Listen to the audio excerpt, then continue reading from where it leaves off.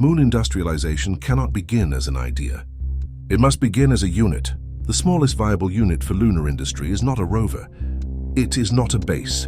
It is land, 100,000 hectares. This is the minimum scale where economics become stable. At this scale, operations are large enough to justify launch costs, robotic fleets, energy systems, and long-term financing. Smaller projects fail because fixed costs dominate.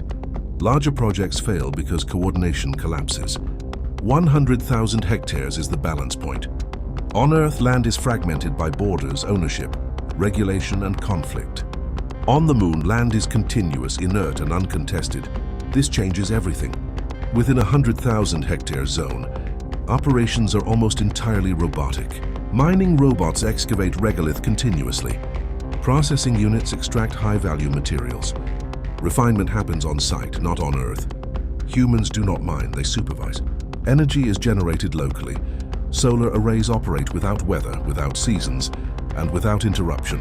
Storage systems smooth supply. Energy costs approach zero after installation.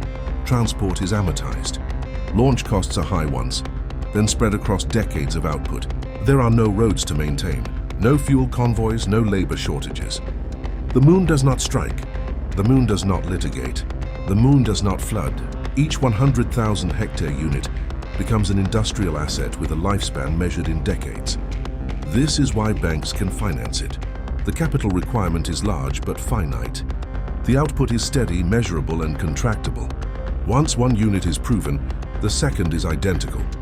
The third is cheaper. The fourth is faster.